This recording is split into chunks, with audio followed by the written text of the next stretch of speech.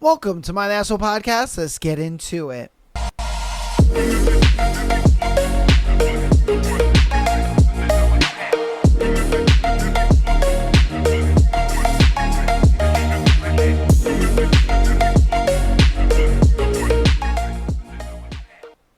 Welcome to my Asshole Podcast. Today is Thursday. Beautiful Thursday episode for you guys. We are going to be getting into King of Wrath today. Very excited to get into this book. They is about to fuck. Alright, cause last week all her friends and everybody were just like, hey yo, Dante got a big penis. You know what I mean? Oh, you haven't had sex with Dante? What happened with you guys, when you guys, were staying together? You know what I mean? Did you suck his penis? I mean, bro, that's all they could talk about last week. So I'm excited to see what the hell goes on this week because I have a pretty big idea that, yeah, they did about to fuck this episode. I don't know, man. I don't know. We'll see. But without further ado, we're going to get into today's thread, and then we'll get into the book for today. Today's thread is Cashiers, what's your biggest customer pet peeve? Oh, baby. Here we go. So customers dropping money on the counter rather than just handing it to you. You know, I can't stand when people do things to like piss you off because they're mad about some shit that happened fucking forever ago, or it like somebody else made them mad, and so then they decide, oh yeah, I'm gonna like piss you off. I can't stand that. That to me is the most annoying shit ever. It's like, bro, I don't deserve all this rudeness. I'm just trying to do my job. You're mad about something else, obviously. Yeah, that shit gets mad annoying. Cashiers, what's your biggest customer pet peeve? When I worked retail, it was the people who would come in 5 minutes before closing, ignore all the announcements stating that we were closing soon, and either ignore or get pissed off when a worker would come up to help them so we could all leave. Like, I get it if you've got one item but know where it is and you're going to be in and out. But if you've got a list and just want to browse, then please come in earlier. Facts. Oh my God, back when I worked in retail, you have no idea how many people did this. And there would be some people who would literally do like large ass shopping for a whole 2 weeks type shopping, literally 5-10 minutes before we close. And it's like, bruh, it is the worst when you're just like, I just want to go home. All I want to do is go home, and you are preventing me from doing that. Oh, that's the worst, man. The absolute worst. I can't stand that. Oh, I'm telling you, man. And those people are just the worst to deal with, too, because they sit there and they look at it like, well, I'm already in here, so I can take as much time as I want. And it's like, no, you really can't. I am a human being. I would like to go home too. And you're all tired as hell. You've been standing all day. You've been at work all day. You've been dealing with the most obnoxious people all day. Oh my God. I'm telling you, man. The worst. All right, cashiers. What's your biggest customer pet peeve? People pulling soggy money out of their bra, sock, or even underwear ones. What? Okay, I understand the bra. The sock is crazy. All right, but underwear? Who in the hell keeps their money in their underwear? What the fuck? I have never seen that in my 7 years working in retail. Never seen that. That's wild though. I mean, I have touched some boob sweat money. I don't know about sock sweat money. I don't know about that. But I have touched boob sweat money, and that is disgusting. I be sitting there, and I'm just like, for real, bro. Okay. All right. Okay.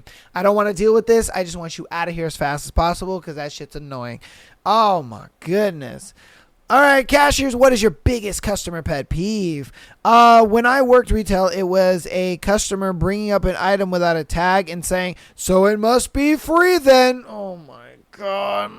Bruh. I swear to God, every time a person says that, I'm just like, I want to strangle you. Because it's one of those things where, like, if you've been working retail long enough, you get that at least 2-3 times a day. At least. And it's the most annoying thing ever. Or they'll sit there and be like, "Oh, well, I should just get it for free." Oh, or they'll bring up like something where, the box is damaged a little bit or whatever. And then they're like, "Oh, what? I don't get a discount on that?" And it's like, no. You decided to choose the box that was all fucked up. Not me. You're going to pay full price for choosing the box that got fucked up. Like, what are we talking about here? You know what I mean? Like, you're not going to get a magical discount because your dumbass decided to choose the box that was fucked up on the corner. Come on, man. That should be annoying as hell. Oh, my God. Or when people try to return shit that is months old and they're like, "Yeah, I got my receipt." And you're just like, bro, this receipt is like dated a month ago. Of course the chicken went bad. The fuck are we talking about here? You left the chicken in your refrigerator for an entire month and then thought you could just bring it back and exchange it for a new one? Bruh, come on, man. Like, at this point, this was negligence on your end, not mine. You know what I mean? Like, what are we doing here? Oh, my God, bruh. Oh, my goodness. All right, cashiers, what's your biggest customer pet peeve? Was a cashier while in university. There was a lot that annoyed me there, but one that annoyed me the most was customers thinking they knew how your job worked. Oh my God, facts. There are so many people that try to tell you how to do your job, and it's like, look, bro, if I cared what you thought, do you think I'd be here? Like, just leave me alone.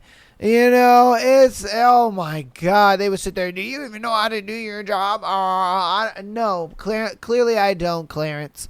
Clearly I don't. Clearly you know how to do my job. They're like, get the fuck out of here, dude. Oh my God. At my job, if the place was dead and there were 2 cashiers at the front, one of you had to go through the aisles and face them, facts, which means straightening up the items, pulling the items forward, making it look nice, etc. If it starts to get busy, the other cashier calls you back over the PA system. So the above happened. When I get back to my register, this lady who was waiting at my register rudely says, "Oh, are you finally ready to work now?" I didn't give a shit about that job, and I don't let people talk to me like that, so I let her have it. Surprisingly, never got fired. I spoke back to a lot of customers and left on good terms with my boss years later. Yeah, sometimes I be sitting there just like giving them what they give back, because they sit there, the customers sit there and they think they could say whatever the fuck they want, and they're like, "Go get a manager." And I'm like, "All right, sure, I'll get my fucking manager." Call him up, manager shows up, and I'm like, "Yeah." And they'll be like, "Oh, they said this to me," and yeah, only after you fucking said what you said to me. So don't play that victim game with me, bitch. The fuck are we talking about here? And a lot of times, they're going to take your side because they're like, "Look, bro, you kind of started this, if I'm being straight." And man, like, there are so many times that's happened. And then I love it when, like, you do call the manager and then they don't show up and they're just standing there wasting their time. And they're like, "Did you call him?" And I'm like, "Yeah, you watched me call him. Do you want me to call him again?" And then you call him again and, they're like, "Oh, yeah, we'll be on our way." And I'm like, "All right, cool, take your time." And then they don't show up and then they get frustrated and just walk away. And I'm like, bro, like, this was on you, man. You sat there and threw this whole tantrum and shit. Like, the fuck are we talking about? Oh, my goodness. All right, cashiers, what's your biggest customer pet peeve? People talking on their phone when you're serving them and they don't acknowledge you at all. Dude, I can't stand people who go to public places. It doesn't matter what it is. It could be a grocery store. It could be a restaurant. It could be, I don't know, a clothing place or whatever. And they're sitting there on their phone. Oh, yeah. Oh, I was doing this thing, man. And like, yeah, it was crazy. Blah, blah, blah, blah, blah. Like, nobody cares to hear your conversation. You can hold your phone up to your ear. Nobody wants to hear your conversation. You're not that important. If I'm being honest with you, you're just not that important. I don't know why people feel the need to sit there and have their phone on speaker and act like everybody wants to hear your conversation. Nobody wants to hear your fucking conversation, bro. Nobody. Again, you're not that important. That used to piss me off so many times to the point where I'm just like, all right, bro. I would say nothing to them. I would just do. Okay, cool, poop. All right, cool. Get the fuck out of here, man. And you know what I mean? I wouldn't even say a goddamn thing to them. And then a lot of customers would actually come up and be like, wow, that person was really rude. And I'm like, I can't control what they do. I just get them out of here as fast as I possibly can. You know what I mean? Like sometimes some customers have empathy, or have some sympathy for you. But most customers, though, what I've noticed is they just don't care. You know what I mean? They don't care. They don't give a fuck about you. You're expendable. You're this. You're that. And you know what I mean? So like my job is just to get you out of here as quick as possible, man. All right, Cashiers, what's the biggest customer pet peeve?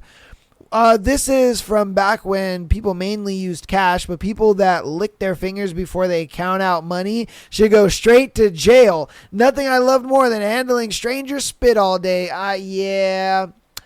Yeah, people still do that, and if I'm being honest with you, it never really bothered me too much. I tried not to let it bother me because if I'm being honest with you, we had a manager at my old store that used to do that. So whenever the till would get full or whatever, I would, give them all the money or whatever. And then I'd be like, hey, I need like ones and fives. And then they would come and they would bring it and they would lick their finger and then count it up, make sure it's all there. And so, I think that's just like a normal thing that people do, if I'm being honest with you. Yeah, I don't think it's a thing where you can really like get past that. Yeah, I can see how it's a pet peeve though, but yeah, what can you do? Cashiers, what's your biggest customer pet peeve? When people argue about prices like I have any say about it. Facts! Oh my God. Like they will sit there and act like saying, oh, well, Walmart has it cheaper. Why are you here? Go to Walmart then. The fuck are you doing here? What are you telling me for? You know what I mean? Like, bro, go to Walmart. Like, it makes no sense. And they think that they're like relating with you. They think like, oh yeah, I saw this at Walmart. It was like $3 cheaper, and they think I'm gonna be like, what? $3 cheaper? Whoa, that is so cool. Oh man, like no, I'm gonna be like, oh well, hey, or they think that every place price matches. Oh, that's the worst. Because what they'll do is they'll have like an ad or something. And they'll be like, yeah, see, this was like $2.99 over here. And it's like, okay, it's not going to change the price. And they're like, oh, you guys are too expensive. Then don't buy it. Because I remember there was one time where I was absolutely fed up. I had rung up some chicken, right? Okay. Rung up some chicken, and the lady was just like, what the heck? I thought this chicken was like $7.99. It came out to be like $13. And I was like, no, that's a like digital coupon thing. So if you have like a digital coupon account, you can put your phone number in, and then that will give you the $7.99 price. Oh my God, I have the hiccups. It'll give you the $7.99 price. But if you don't, then it's $13.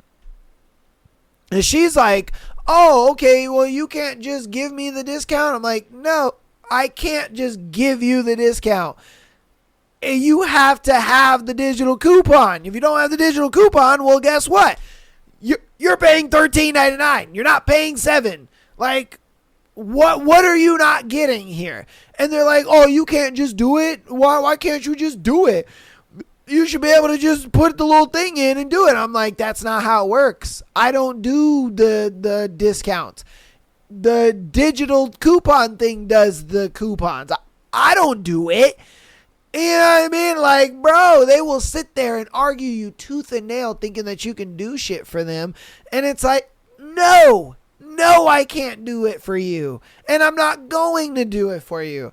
And then they'll be like, you can't just change the price? No, I can get fired for that. So hell no. I'm not changing the price for you. Who the fuck do you think you are? You know what I mean? You paying my bills? Man, oh my God, that should be terrible. Cashiers, what's your biggest customer pet peeve? You look bored, like you needed something to do. Oh my.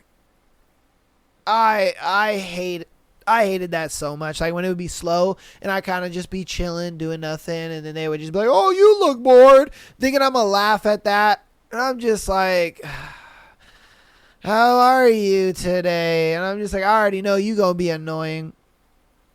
Along with the people who beckon me over with their hands at the SEO instead of saying something to me. I'm not your servant. Yeah. A lot of times I'd pretend like I didn't see those people. And they're like, you didn't see me calling over to you. And I'm just like, no. If you needed help, you could have came up to me and asked like a normal human being. You know what I mean? You could have asked me. You could have easily been like, excuse me, I need some help. But you're over here like, I don't know who the fuck you're talking to. You know what I mean? I would ignore the shit out of those people all the time. There were so many times I would get complaints because of that. And I'm just like, how do I know that you are calling me over? You could have recognized another customer as like a friend or coworker or something. You could have been calling your kid over. I don't know you're calling me over. You could walk up to me like a normal adult and say, excuse me, I need help with this. Like, the fuck are we talking about here? I couldn't stand that. Or when they would be like, oh, hey, boy. Hey, boy, excuse me, boy. And oh my God, I'm just like, bro, we wear name tags for a reason. You know what I mean?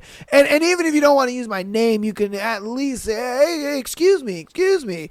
Like, fuck, man. It seems like the politeness when it comes to like retail workers, bro, it just goes out the window. They just give you the fucking middle finger, man. That shit sucks. I can't stand it. I'm so glad I don't work retail anymore, because if I still worked retail, bro, I probably wouldn't be alive today. I ain't gonna lie to you, bro. It is absolutely insane. Cashiers, what is the biggest customer pet peeve? Pulling out old bills out of some gross damp place on your body. Get a fucking wallet. Yeah, we went over that one. Yeah. Again, the underwear one spun me. Cashiers, what's your biggest customer pet peeve? Worked in convenience stores, and without fail, every holiday, some fucker had to say, sucks you have to work on Thanksgiving or something about whatever holiday it was. I'm like, you're here, asshole. Guess it's a good thing then. You have no idea how many times people would come in on Christmas, on Thanksgiving, New Year's, Super Bowl, 4th of July, whatever it was, and they would sit there and say, oh man, sucks you gotta be here all day. You're the reason I'm here. The fuck are we talking about? You're the reason I'm here. The fact that you're here is the reason I have to be here. If people didn't go to the grocery store on fucking holidays, guess what? I would be at home. But since people go to the grocery store on holidays, I'm fucking here, stupid. Like, you're not showing sympathy.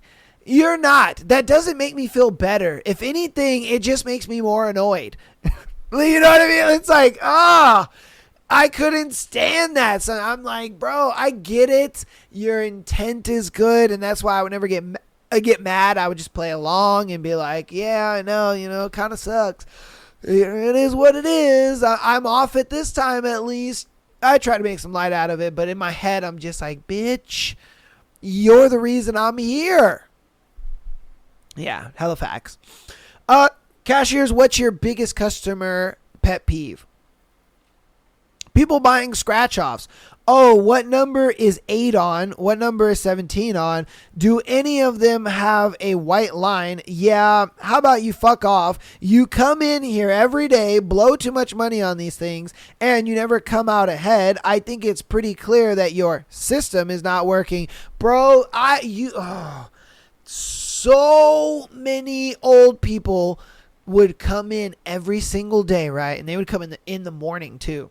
They come in the morning where it's not busy. They would come in on the certain days where, the lottery machines would get loaded and stuff like that. Come in every day and they would have the same rhetoric. And they're spending $20, $30, $40, sometimes $50 on scratchers and lottery tickets. And they're like, oh, this is my time. This time is my time. All this time. And I'm just like, bro, you've been here for the last 8 months. And you keep saying that, and you haven't won a goddamn thing. I have yet to see you come through this line again and actually get a fucking winner. I've yet to see it. There was like at least 4 or 5 people that had this issue.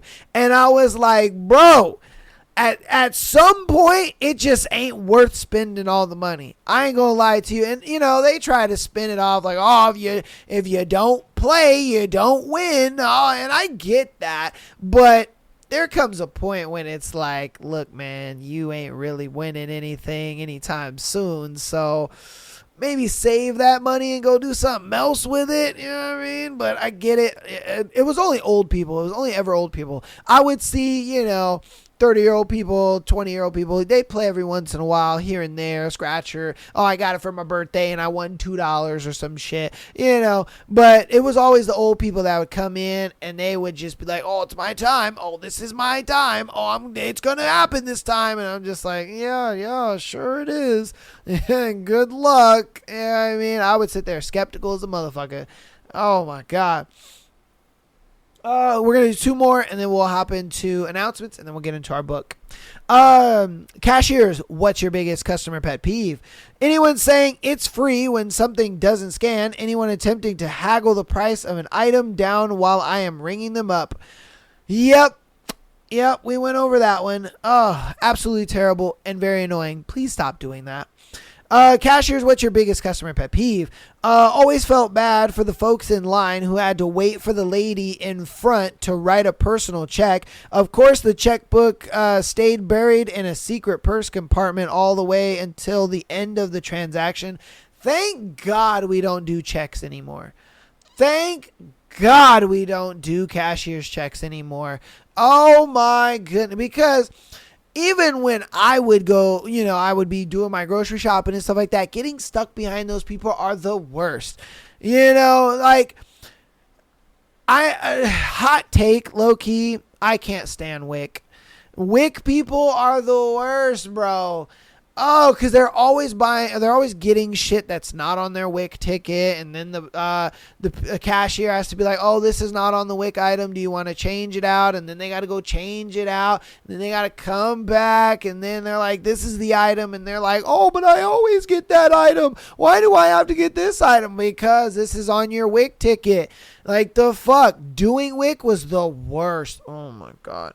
Oh, I wanted to scream so many times because not everyone gets the same WIC tickets, okay? So the way WIC works is, because a lot of people don't know how WIC actually works. A lot of people use it and they don't know how it actually works. So the way it works is you get these tickets, okay? You get a certain amount of them every month. Some people get them every week. Some people get them every month. But on the ticket, it lists off the items that you can get. It will list off the type of eggs that you can get.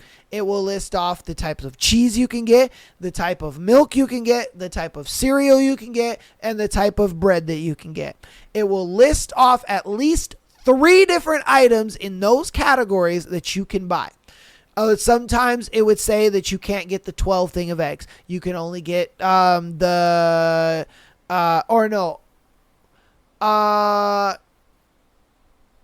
you couldn't get, I think it's the 21 case of eggs, you can only get the 12 case of eggs.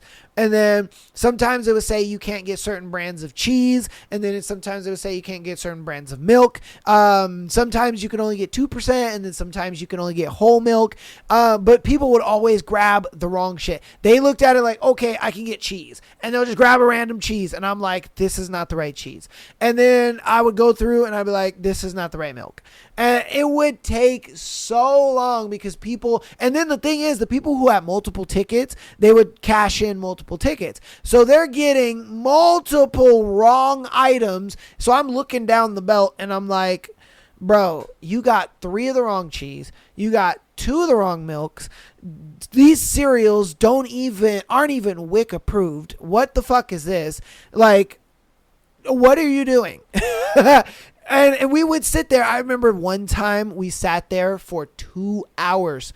2 hours on one customer because they were doing 3 tickets of WIC.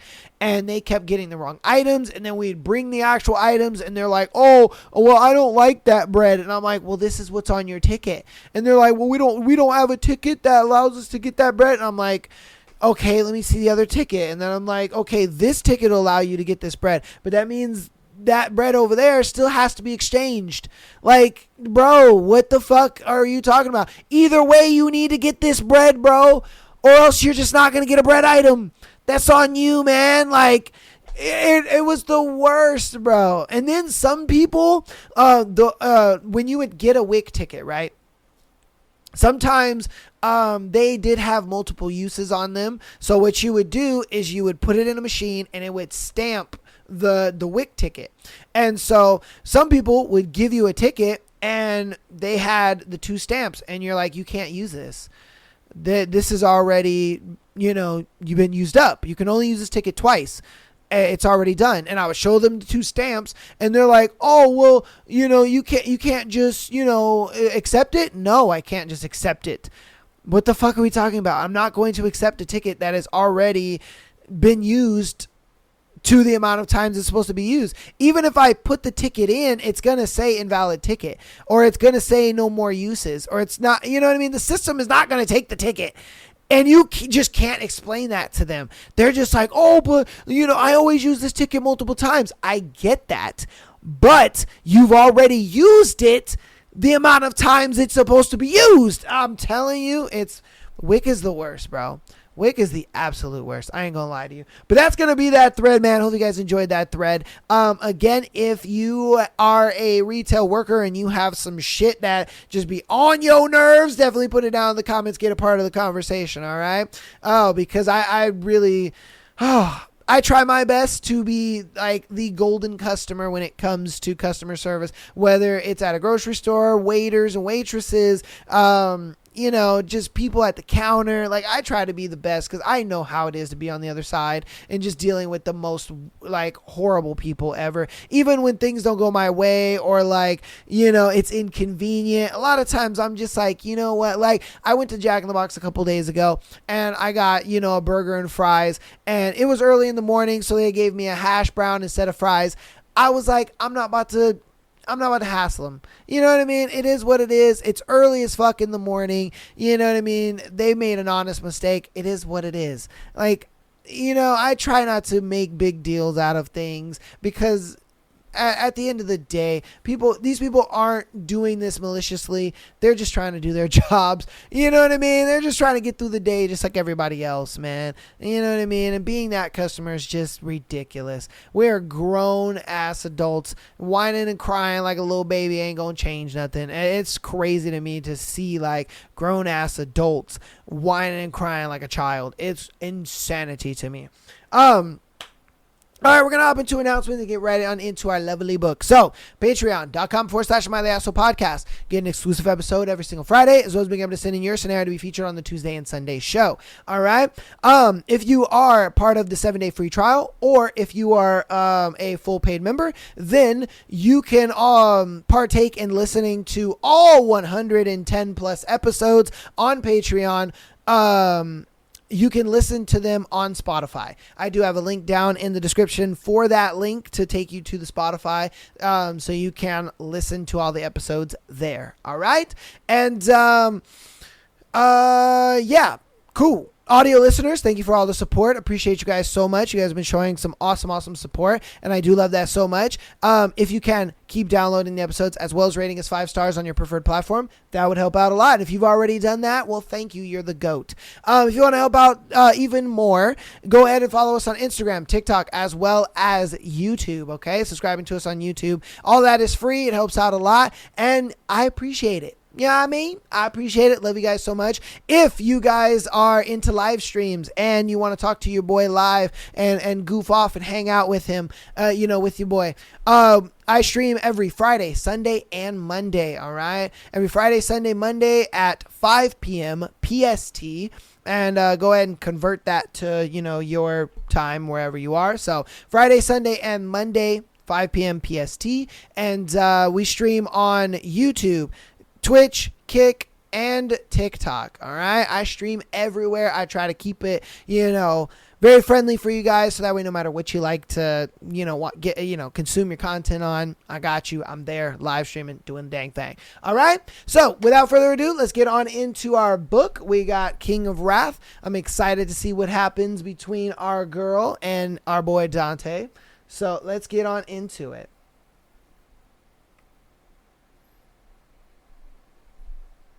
Chapter 13. Dante. Asian share markets have risen and Dow futures are up, but the risk appetite... I tuned Dominic out. He was a market savant who turned his fledgling company into a Wall Street powerhouse in less than 2 decades. I respected him, and I listened to anything he had to say regarding stocks, money, and finance, except for tonight. My jaw tightened when another silvery peal of laughter floated over from the bar. Vivian had been talking to Kai for the past 7 minutes. Not just talking. She was smiling and laughing like he was an award-winning comedian when I knew for a fact he wasn't that damn funny. Irritation pierced my chest when she leaned closer to show him her phone. He said something and she laughed again. She'd never laughed that much with me, and I was her goddamned fiancé. Let's finish this over lunch. I cut Dominic off before he could go into detail about the impact of the Federal Reserve's latest announcement. I have to talk to Vivian. He took the interruption in stride. I'll have my assistant set something up. I was already halfway across the room before the last word left his mouth. Sorry that took so long. I rested my hand on Vivian's bare back and pinned Kai with a hard stare. Thank you for keeping my fiancée company while I spoke with Dom, but I'm afraid I have to steal her away. I placed a small emphasis on the word fiancée. I haven't had a chance to give her a proper tour of the club yet. Of course. Kai stood, the picture of British politeness. A whisper of mirth lurked at the corners of his mouth. Vivian, it was a pleasure as always. Dante, I'll see you around, I'm sure. As always? What did he mean, as always?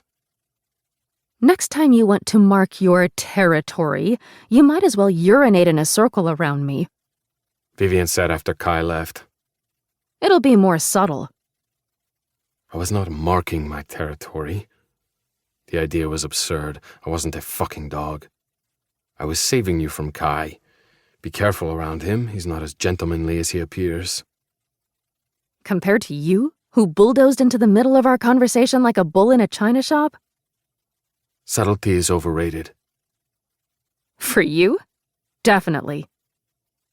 Vivian rose, her dress shimmering like stars painted on her curves. My entire body tightened.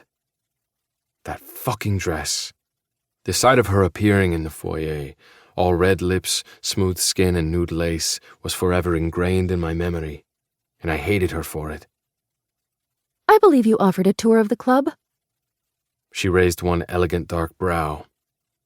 That's why you sent Kai away, is it not? I offered a thin smile in response and held out my arm. She took it. What were you and Kai talking about? I ignored the guests trying to catch my attention on our way out the door. I'd reached my small talk quota for the night. Andromeda. The constellation. Vivian clarified. She gestured at the hyper-realistic projection splashed across the glass dome. Different constellations twinkled down at us, including Andromeda.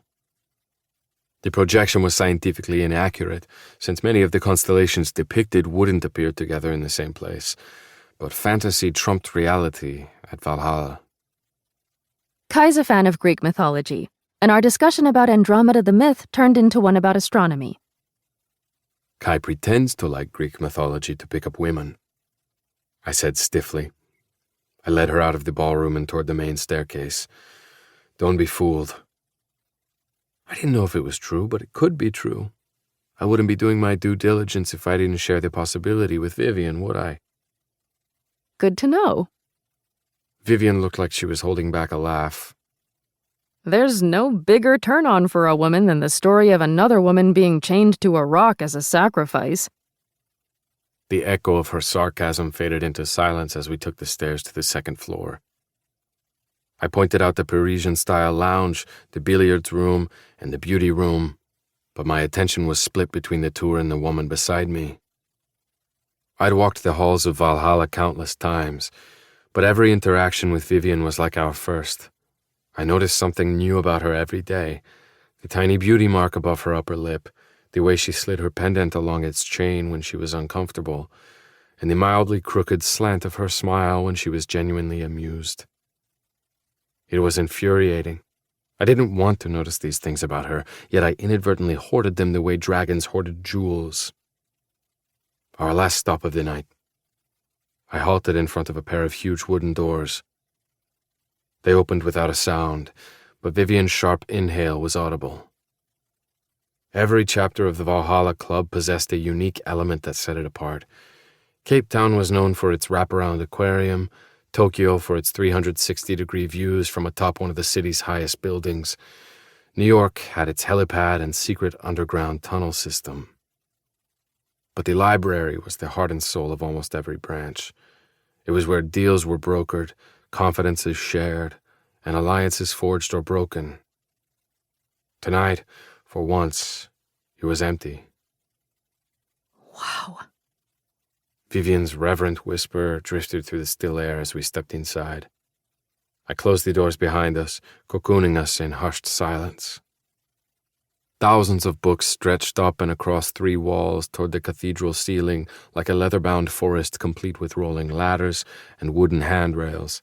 5 larger-than-life stained glass windows stood sentry over assorted seating areas and desks lit with vintage brass and emerald lamps. The ceiling itself was carved with the house crests of the club's founding families, including the distinctive twin Russo dragons. This place is incredible. Vivian brushed her fingers over an antique globe. A small smile touched my mouth. Vivian grew up in a world of wealth and fancy galas similar to tonight's. Most people in her position would rather eat glass than express visible awe over something as common as a nice library. But she was never afraid to show how much she enjoyed something, whether it was one of Greta's home-cooked meals or a globe from the 19th century.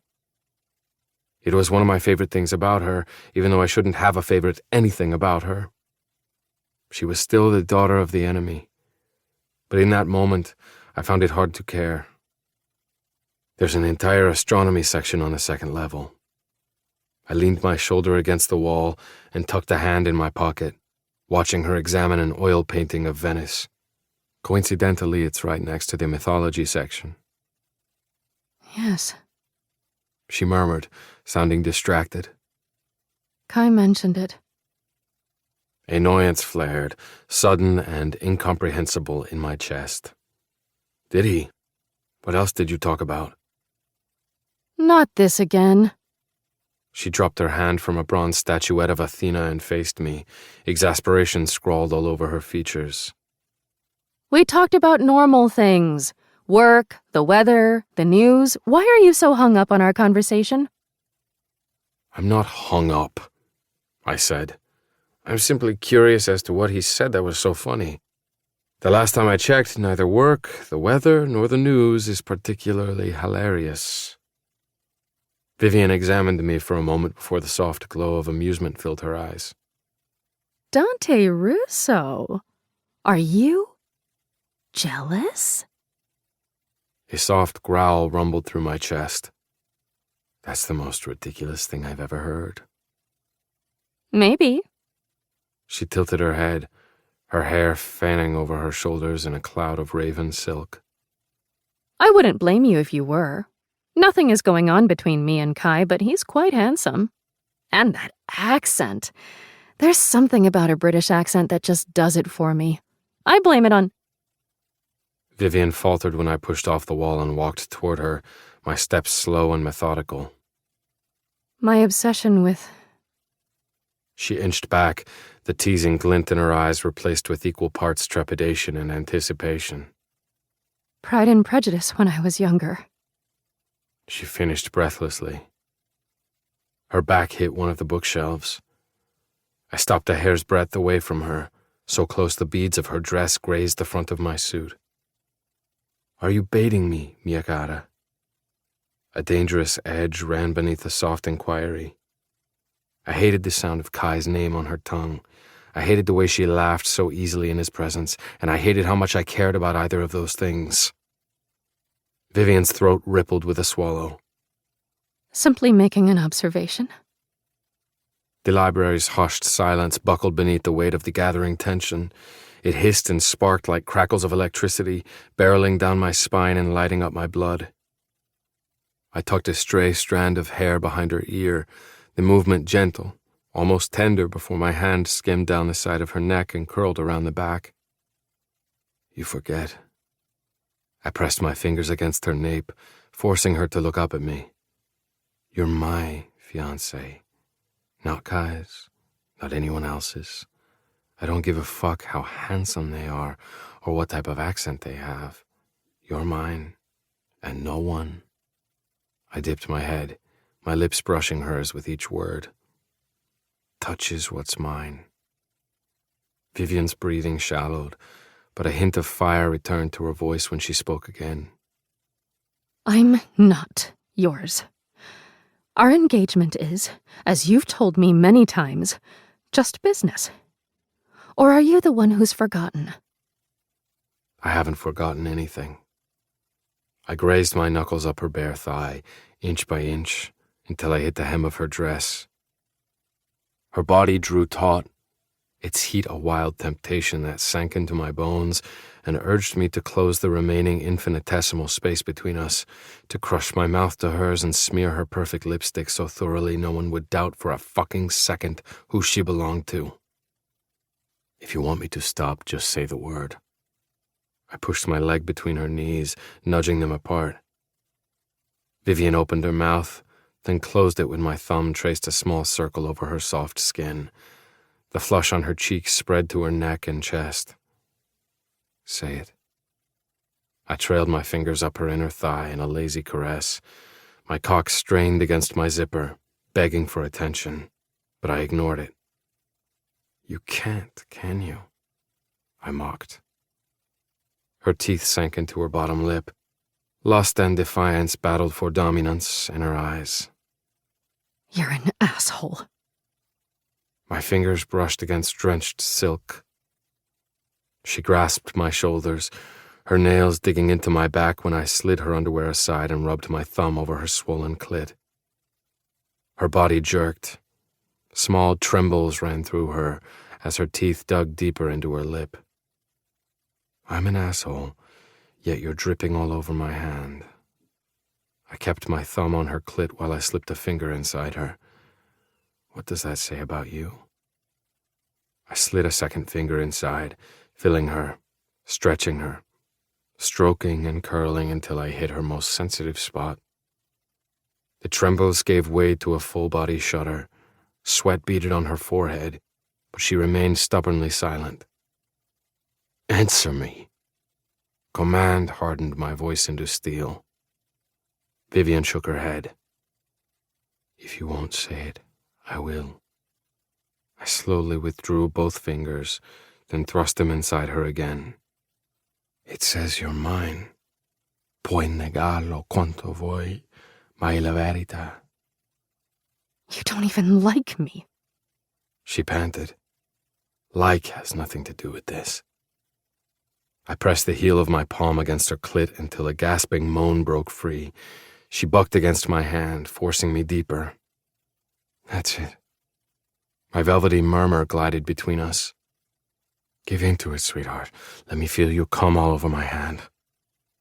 Fuck you. I let out a soft laugh. That's the idea. Vivian put up a good fight, but her resistance gradually melted and she clutched my shoulders harder, grinding shamelessly against my hand while I increased my pace. Her little moans and pants mingled with the slick sounds of my fingers fucking her pussy, and soon my fingers were soaked with her juices. I didn't touch my cock even though it was so fucking hard it ached. I was too enraptured by the sight of Vivian's arousal, flushed cheeks, parted lips, heavy-lidded eyes. It was the most beautiful thing I'd ever seen. My rhythm continued, in and out, faster and deeper, until she finally split apart with a sharp cry.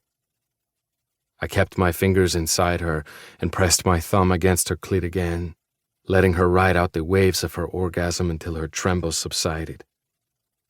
Only then did I withdraw my hand while she slumped against the bookcase, her chest heaving. Make no mistake, mia cara. I grasped her chin and tilted it up. I pulled her bottom lip down with my thumb, letting her taste her own arousal. This is business, and if there's one thing I take seriously, it's my investments. Chapter 14. Vivian. I dreamt of Dante 3 nights in a row. I couldn't recall what happened in the dreams, but I woke up each morning with the phantom touch of his hands between my thighs and a tight ball of need in my stomach. Cold showers only helped temporarily, and Dante's absence while he was in California was both a blessing and a curse. A blessing because I didn't have to face him with amorphous memories of sex dreams running through my head. A curse because without new interactions to distract me, all I could think about was our night in Valhalla's library. His grip on my neck, his fingers filling me as I shamelessly rode his hand to orgasm. The desire in his eyes as he watched me come apart in his arms, so hot and potent it had almost driven me to the peak again. A shiver that had nothing to do with the weather rolled over my body. The day had dawned gray and drizzly, and while I usually only liked the rain when I was tucked snug and warm in my bed, I relished the chill today. It cleared my thoughts, as much as they could be cleared anyway. I checked my watch as I wound past the puddles gathering on the sidewalk, umbrella in hand. I'd finished lunch in record time since I wanted to browse Lohman & Sons before my next meeting at 2. It was the Russo Group's largest jewelry subsidiary. Up until now, I mostly wore my family's brand of jewels, my engagement ring notwithstanding, but since I was marrying a Russo, it made sense to add more of their products to my collection. Rain and retail therapy, 2 things guaranteed to take my mind off Dante. The ring of my phone dragged me out of my thoughts before they took me down an unwanted path. An unknown caller on my work phone. Unusual, but not unheard of. This is Vivian. I slipped into my professional voice and stopped in front of the Lohman & Sons entrance. An elegant older woman passed by with an immaculately groomed white poodle. Both wore matching quilted Chanel jackets. Only on the Upper East Side. Vivian, dear, how are you? Buffy's throaty voice oozed over the phone. This is Buffy Darlington. My heart skipped a beat. I hadn't talked to Buffy since her granddaughter's birthday 2 weeks ago. The payments were settled, the contracts fulfilled. The Darlingtons seemed happy with the event, but then why would Buffy be calling me on a random Tuesday afternoon? We were both active on the Manhattan social scene, but we ran in very different circles. We didn't call each other just to chit-chat. I'm well, thank you. How are you? Wonderful. I heard you were at the Valhalla Club's gala over the weekend. I was quite upset about missing it, but poor Balenciaga was having stomach issues and we had to rush him to the vet. Balenciaga was one of Buffy's 5 prized Malteses, along with Prada, Givenchy, Chanel, and Dior. Each dog only wore clothing by the designer corresponding to their name. There'd been a whole spread about them in Mode de Vie 2 years ago. "I'm sorry to hear that," I said politely. "I hope Balenciaga's feeling better." "Thank you. He's doing much better now." I heard the clatter of china in the background before Buffy spoke again. "While I can discuss my precious babies all day, I must admit I have an ulterior motive for calling." I'd figured as much. People like Buffy didn't contact you out of the blue unless you could do something for them. "As you may know, I'm the chairwoman of the Legacy Ball Committee this year. I'm in charge of the overall production, including choosing the host or hostess and guiding them through the planning process." My pulse spiked at the mention of the ball. "Arabella Creighton was the hostess," Buffy said. "But unfortunately, she had to resign from her position due to unforeseen circumstances." Unforeseen circumstances was an understatement. Arabella's husband had been charged with embezzlement and corporate fraud over the weekend. Photos of the FBI marching him out of his Park Avenue townhouse in his pajamas had been splashed across all the front pages since Saturday. 3 days. Buffy and the committee worked fast. The last thing they wanted was for any whiff of a scandal to taint the ball on their watch. "As you can imagine, we've been frantic, considering the ball is only 6 months away. The event planning process requires extensive preparation, and we have to start from scratch again since Arabella's work is no longer tenable." Translation: they were going to pretend Arabella was never attached to the event because it looked bad for them. "The ladies and I discussed possibilities as a new hostess, and I presented you as an option since you did such a wonderful job with Tippy's party." "Thank you."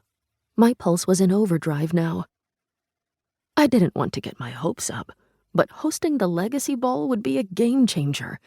It was the ultimate stamp of social approval. "Some of the other members were resistant at first, since the Legacy Ball has traditionally been hosted by those who come from a certain lineage, aka 2 or more generations of wealth." My smile dimmed. "However, you are engaged to Dante Russo. We have great respect for the Russo family, both present and future members, and after much deliberation, we'd like to formally invite you to be the new host of the Legacy Ball." A wisp of unease tugged at my stomach, but I pushed it aside. Hosting the ball was hosting the ball, regardless of the reasons behind it. "I'd be honored and delighted to accept. Thank you for thinking of me." "Wonderful. I'll send you the details later this afternoon. I'm looking forward to working with you again, Vivian. Oh, and please do say hi to Dante for me." Buffy hung up. I closed my umbrella and entered Lohman & Sons, my skin buzzing with anticipation. Decor, catering, entertainment. There were so many possibilities given how big the ball's budget was.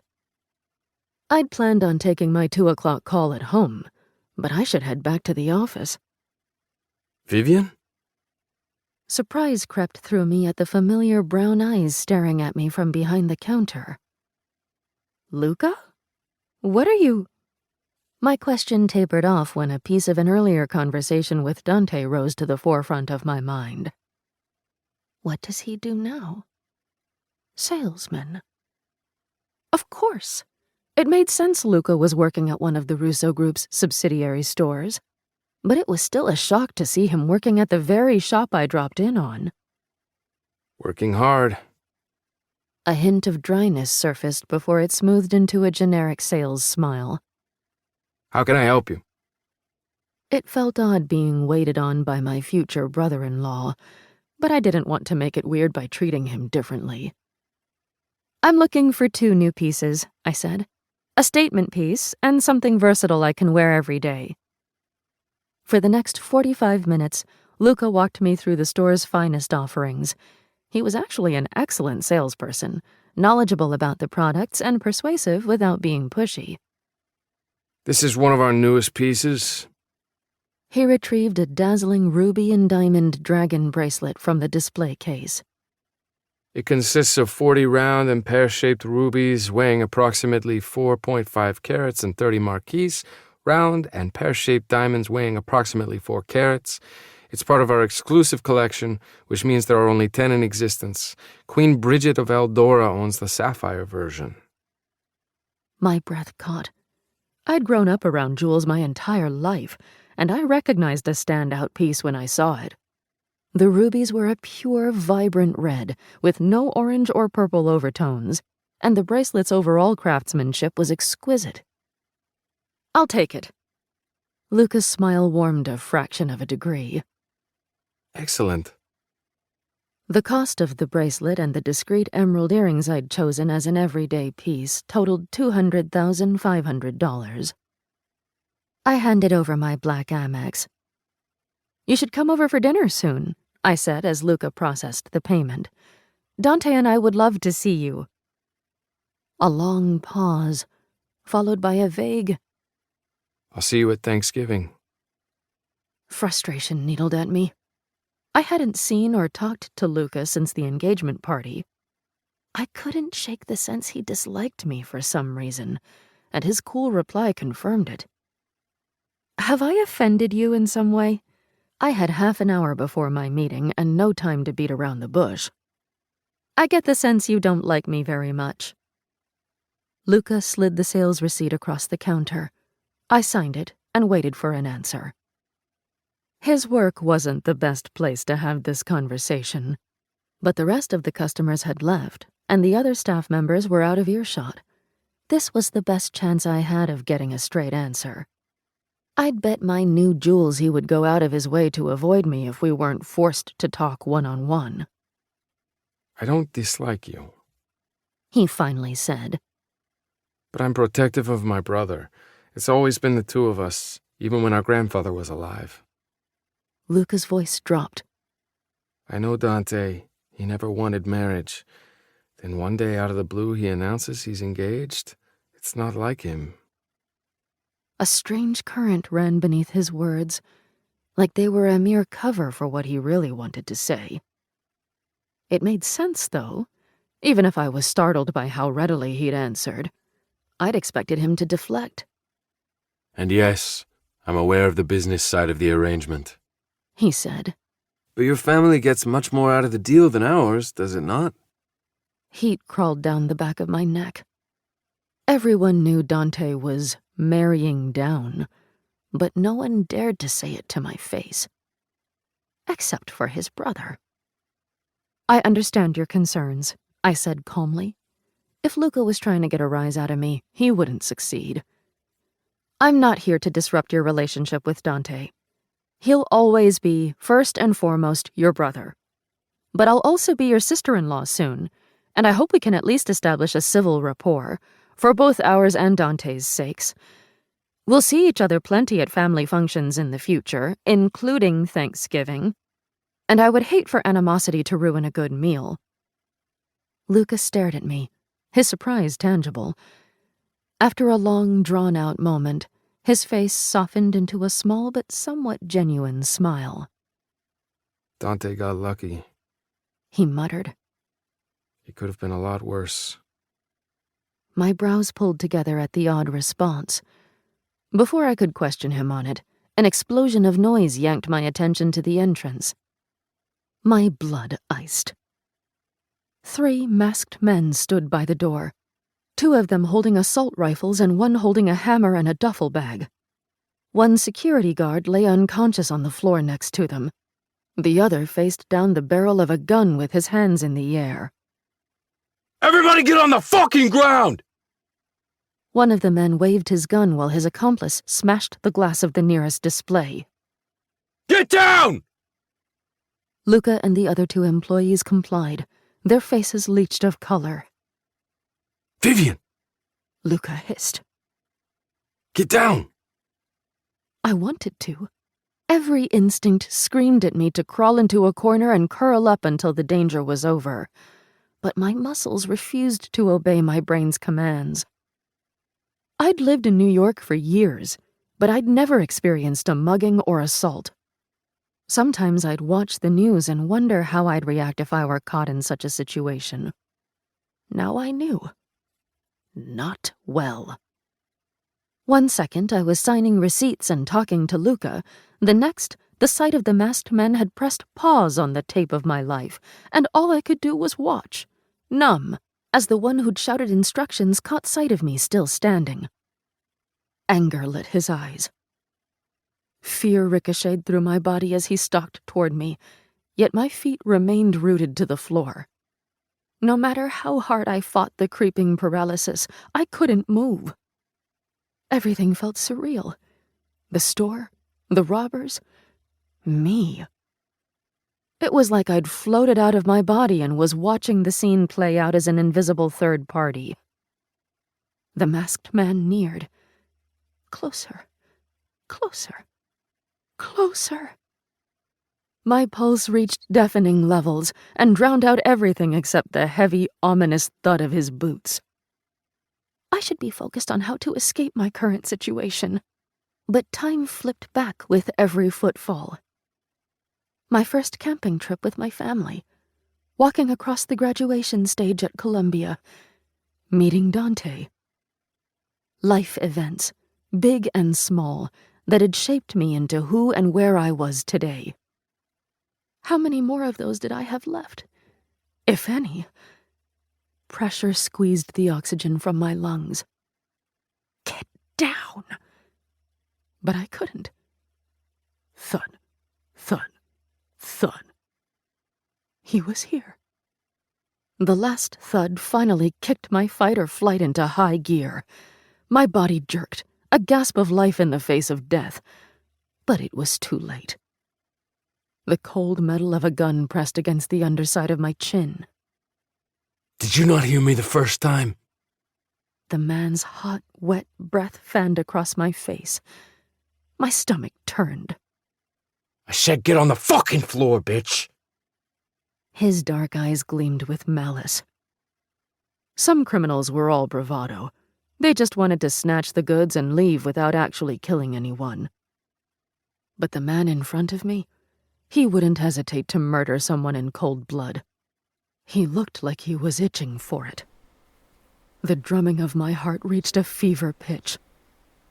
Less than an hour ago, I'd been agonizing over Dante and over the moon about hosting the Legacy Ball. Now, there was a possibility I might not make it to the next morning, much less the ball or my wedding.